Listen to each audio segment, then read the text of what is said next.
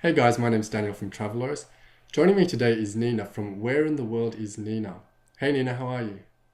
Hey, good. How are you? Not too bad, thank you. Tell us a little bit about yourself.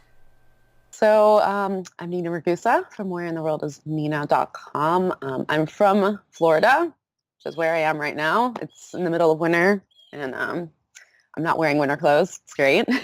And For the past 5.5 years, I've been living abroad and just trying to find a way to work abroad so that I can continue traveling. I've worked various jobs, including online, which is obviously the most portable and awesome job to have. And Yeah, just slowly traveling and living in other countries while I explore them. Yeah, I've been reading your blog, and I think one of the things I really like about your blog is that you're not just going to a city or a country for a week or two. You're actually going there, living there for months, and really experiencing it, and you're living the local life. Yeah, I mean, it's not to say that I don't just go to some cities and visit like a regular traveler. I unfortunately I can't live everywhere. I wish my life was going to be that long. Um, but yeah, what I regularly try and do is I'll kind of make base. My best example is I lived in Thailand for years and I explored Southeast Asia over the course of those years. And I would just come back to a base in Thailand. I couldn't even have one base in Thailand. I had like about 4 or 5 different bases that I would randomly switch between and just move from because my life is in a bag or two. So I can do that. You've mentioned you've had a variety of jobs. What's been some of the craziest jobs you've had?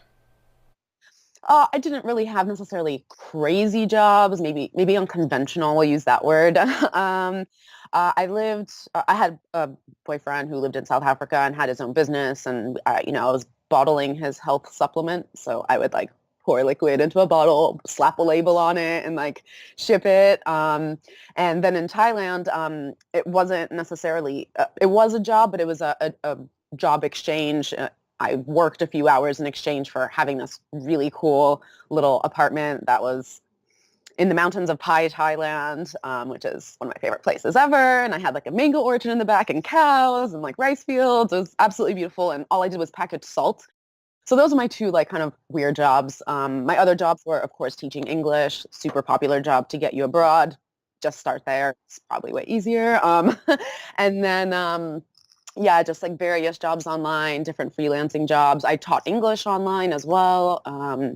So yeah, What is it you love the most about travel? Why did you get into this sort of a lifestyle? I kind of was like a weird child, I guess. I don't know. I always had this thing for traveling. I literally asked for a globe for a present when I was a child one day. Like I don't know what child asks for a globe, but I did. And If you can't tell from my name, I had this like obsession with playing Where in the World is Carmen San Diego. And so I just like ever since I was little, I just was like, oh, cool. Where's Morocco? Or cool. China's so big, and I just I'm like, this is so cool. I'm from this little place in Florida, and what are these other cool places that I know nothing about? So you started off as a solo female traveler. What did you like the most about traveling solo? Well, first, I didn't even think I was going to like it at all. I was so scared. I wanted somebody to go with me so bad. I waited for years, actually. I'm like, want to go with me and like just move abroad? Is that something that you want? And like nobody would want to do it. So I just like sucked it up. I got on a one-way flight and I just did it, and I absolutely ended up loving it. The entire experience. It was so great and weird at the same time. It was like, wow, I can just go do whatever I want. I don't have to wait on somebody. I don't have to run it past that person and see if they want to do the same thing. Do you think you learnt a lot about yourself as well from that experience that you wouldn't have Yeah, you otherwise? really do. You really do. Like you have all the time in the world to just like sit there and reflect, and you have a lot more silent moments, because there's not a constant banter between you and your friend, or you're sitting on your balcony, or you're just sitting on a beach by yourself, and you just get to it's like a different enjoyment. You get to enjoy it in a different way that you wouldn't be able to with a bunch of your friends around you. So you mentioned earlier on that you were a bit scared the first time you started traveling solo. What were some of those fears, and how did you get over them? It, I think I actually got over them really quickly, like within the first couple of days. So it was just all of these fears beforehand. And then once I landed, the first thing that happened to me, this this local helped me because they lost my luggage. And he came up to me and he was like, "No worries, I'll help you, you know, in case they can't speak English." They did because it was the airport, but he wanted to help me. And he even pretended we were friends to get me through the Thai visa line. That was the first experience I got off the flight, and I was like, this is awesome. Do you have any recommendations or precautions that people should take as first-time solo female travelers? Definitely do your research beforehand. You know, like I didn't have a hotel booked, but like I had research and I had some things written down. I had some places written down.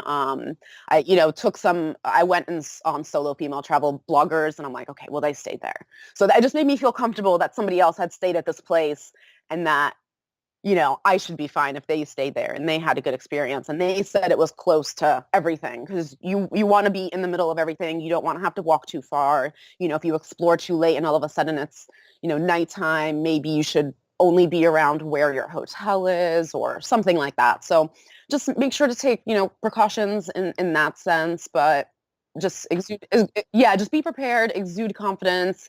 And at the end of the day, just go for it. Like, just go for it. I'm afraid time's up, but it's been really interesting talking to you. Thank you very much for coming in and doing this interview. I really appreciate it. Yeah, no worries. Thank you so much. It was great speaking with you.